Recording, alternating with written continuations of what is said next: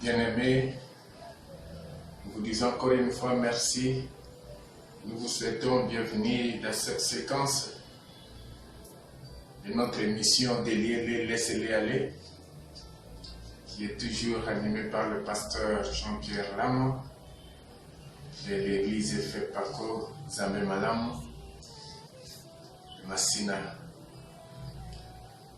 Nous sommes en train de nous entretenir sur les 7 éléments dangereux ou capitaux qui peuvent détruire facilement la vie chrétienne ou la marche chrétienne sur cette terre, que chacun de nous doit faire beaucoup d'attention en tant que chrétien. Et même vous qui nous suivez, qui n'ont pas encore cru au Seigneur, nous vous invitons à pouvoir croire à notre Seigneur Jésus-Christ comme Seigneur et Sauveur, pour que vous puissiez espérer à hériter la vie éternelle et jouir de la bénédiction de Dieu sur cette terre des hommes. Dans les séquences passées, nous avons déjà parlé de 2 éléments. Le premier élément était ce que nous avons parlé de l'orgueil, que nous avons beaucoup défini et appris en profondeur sur ce qui concerne l'orgueil, qui est un élément très dangereux, et nous avons dit en conclusion que c'est comme une carie qui détruit facilement une dent. L'orgueil détruit facilement les héros dans la foi. Le deuxième élément, c'était la colère. Nous avions également entré en profondeur sur cet élément, la colère qui t'anime chaque fois là où tu es, considérant tes responsabilités. Et nous avons donné comme conseil de ne pas utiliser la colère comme une arme défensive pour pouvoir assumer son autorité. Parce que la colère disqualifie facilement la foi chrétienne.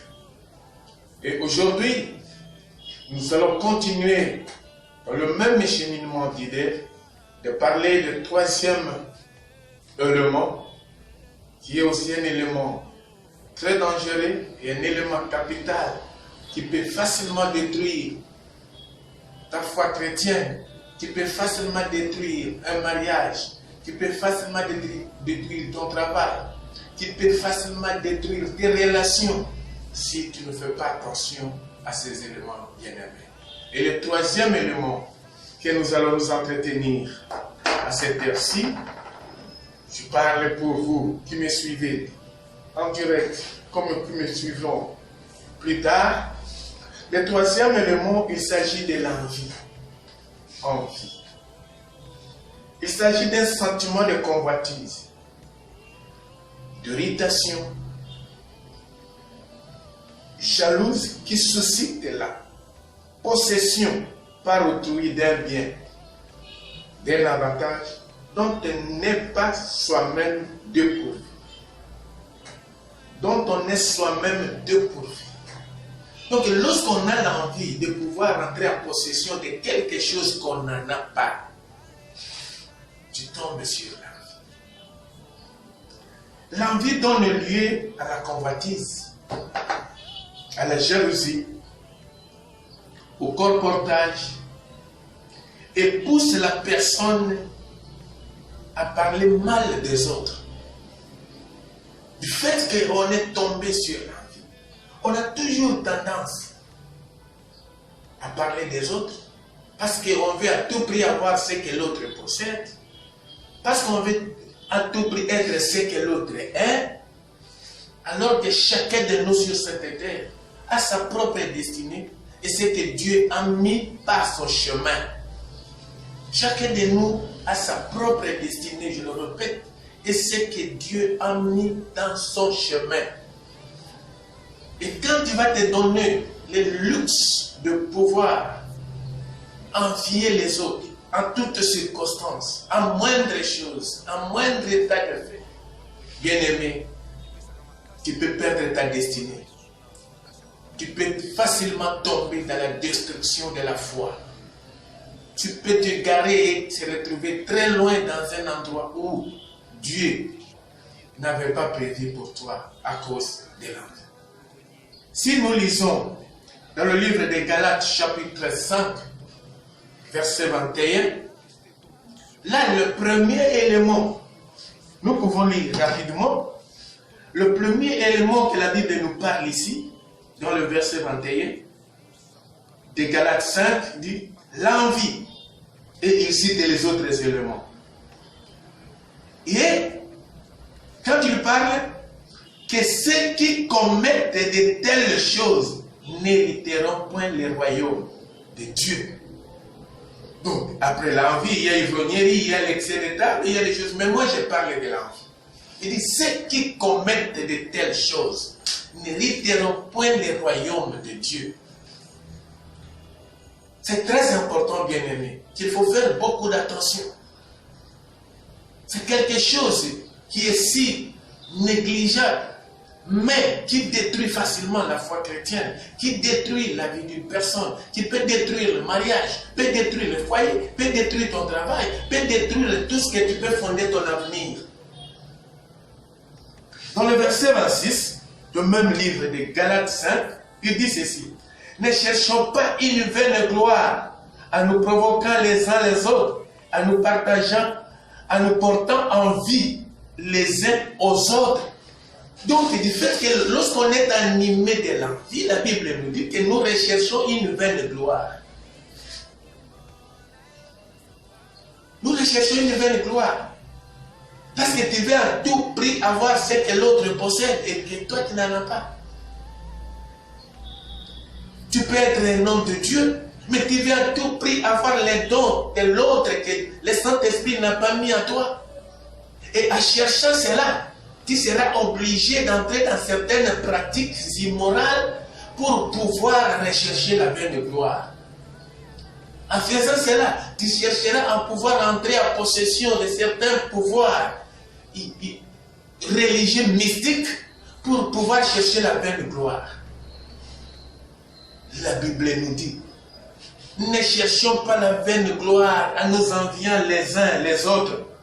Nous devons éviter le désir d'avoir quelque chose ou de devenir quelqu'un avant le temps fixé ou en dehors de ce que le ciel a précisé pour toi, conduit plusieurs à tomber dans le péché ou dans le mal de l'envie. Et cela, ça conduit facilement la personne à la perdition. Tu peux te perdre facilement, bien-aimé. Lorsque tu vas envier les dons de quelqu'un d'autre, que toi tu n'en as pas. La Bible nous dit que le Saint-Esprit a donné à chacun selon ses capacités. Si la capacité que le Saint-Esprit a trouvée à toi, il t'a donné seulement les dons de pouvoir enseigner, enseigne. Le miracle n'est pas pour toi peut-être. Tu enseignes tout simplement. Si tu as reçu le charisme de pouvoir donner conseil, donne conseil. Tu peux recevoir le charisme, les dons de pouvoir soutenir les autres par tes moyens. Ne recherche pas que tu sois soutenu. Toi, soutiens seulement les autres. Et ça sera une bénédiction pour toi. Ne recherche pas la vaine gloire à pouvoir envier ce que toi tu ne possèdes pas. Bien-aimé, quand nous lisons dans la Bible, dans 2 Rois, chapitre 5, verset 20, nous allons voir quelque chose. Géasi, serviteur d'Élisée, un homme de Dieu, dit à lui-même, voici mon maître a ménagé Naaman, c'est Syrien, et n'acceptait pas de sa main ce qu'il avait apporté. L'Éternel est vivant, je vais courir après lui et j'en obtiendrai quelque chose. Et Géasi courit après Naaman, et Naaman le voyant courir après lui, descendit de son char pour aller à sa rencontre et dit, tout va-t-il bien?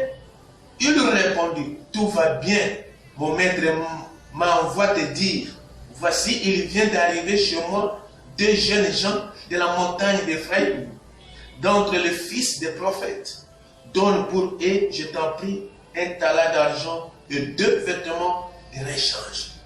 Maintenant, Géasi qui était à côté d'Élisée, bien-aimé, lorsqu'il a vu qu'Élisée n'avait rien reçu d'entre les mains de Naaman le Syrien qui souffrait de la lèpre, qu'Élisée avait dit d'aller se jeter 7 fois au Jourdain pour qu'il soit guéri. Et lorsque Naaman était guéri, Naaman voulait donner des dons matériels à Élisée. Élisée lui avait dit, non, non, va avec tout ce que tu es venu avec. Parce que notre Dieu qui t'a sauvé le fait gratuitement. Et à cause de l'envie bien-aimée, regarde Géasi qui va se dire à lui-même, je vais courir derrière Naaman. Ce que mon maître n'a pas pu récupérer, moi je vais le récupérer, ça sera une fortune pour moi. Et il est allé, il a suivi Naaman tel que la Bible nous dit.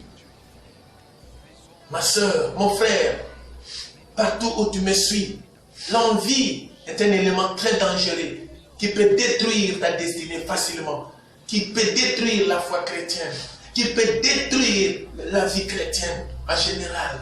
Et sur cette terre, si tu vas marcher, si tu veux bien marcher, chasse l'envie de ton cœur, de ton âme et de ta pensée. Géasi s'est dit à lui-même dans sa propre pensée dans son cœur, je vais suivre Naaman.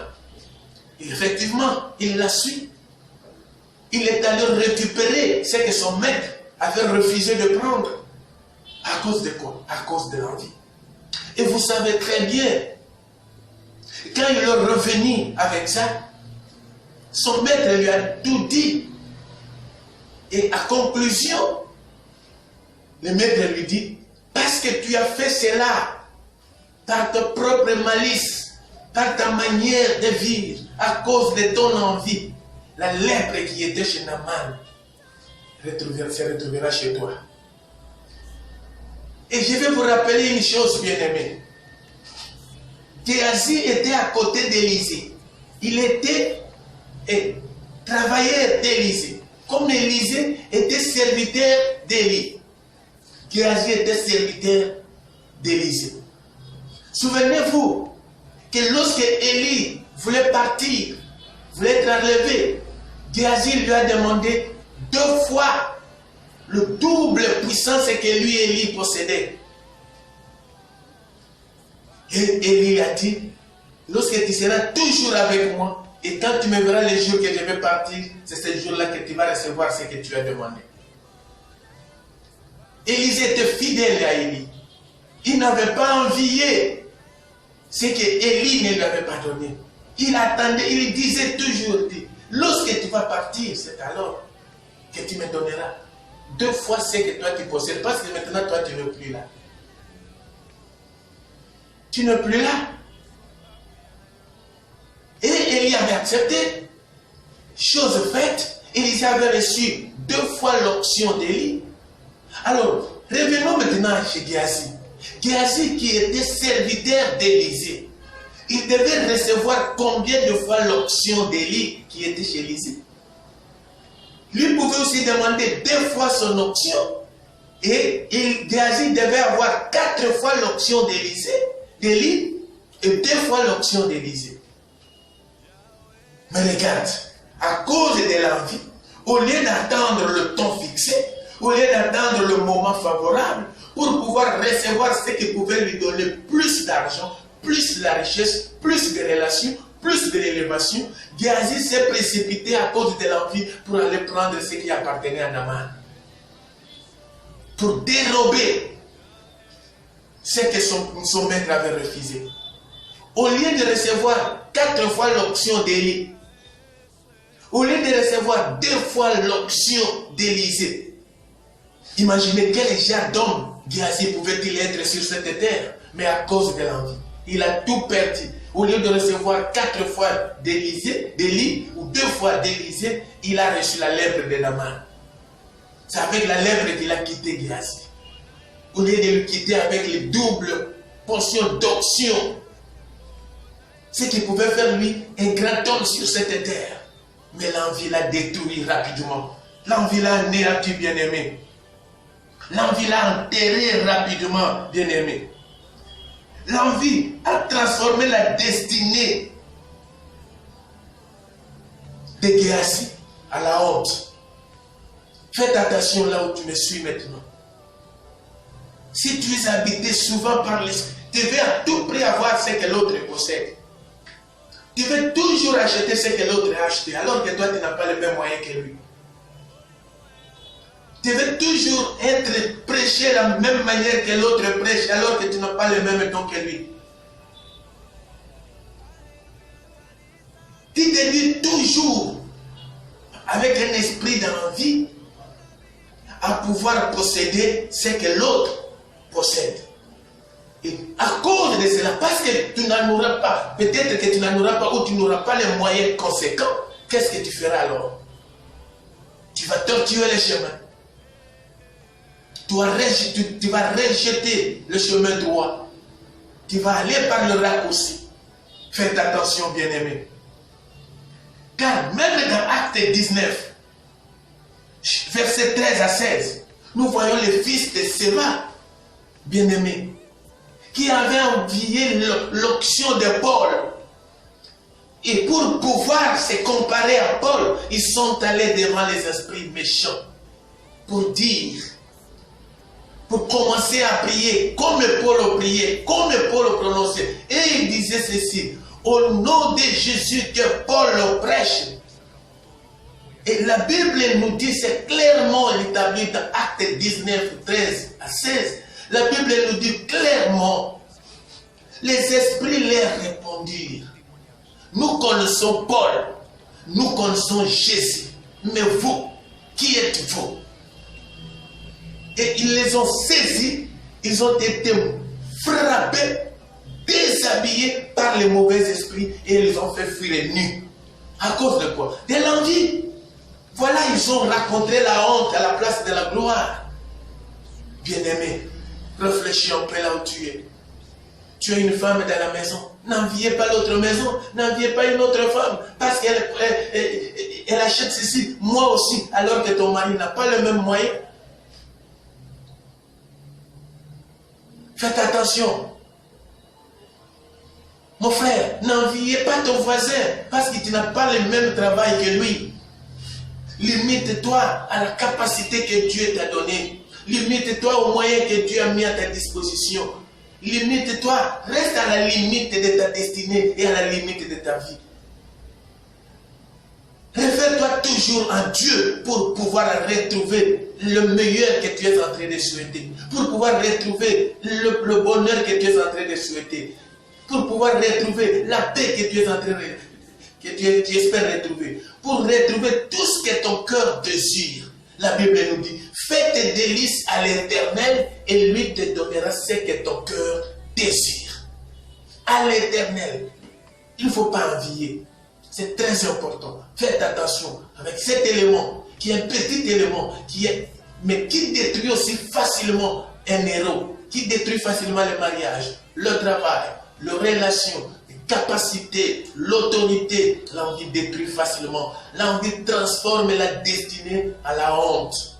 Il transforme la destinée à un calvaire. Faites attention. Regardez ces frères qui sont fuis nus et avec honte. Regardez Géasi qui a quitté Élisée avec la lèpre au lieu de quitter avec la gloire et la double portion. Toi qui me suis, là où tu es, faites attention. Prie Dieu, dis Seigneur, écarte l'esprit d'envie dans mon cœur. Écarte l'esprit d'envie dans mes pensées. Écarte l'esprit d'envie loin de mes projets. Au nom puissant de Jésus-Christ. Bien-aimés, que Dieu soit avec vous. Partout où vous nous suivez. Que Dieu vous assiste dans cette prière. Que tu vas faire même à une minute. Et même toi qui n'as pas encore cru au Seigneur, qui n'a pas encore la vie chrétienne, dis Seigneur, je voudrais que je sois transformé, que Jésus pénètre mon cœur et que je vive réellement comme un enfant de Dieu et vivre ma destinée selon ce qui m'a été prédestiné par les cieux. Que Dieu vous bénisse. Merci.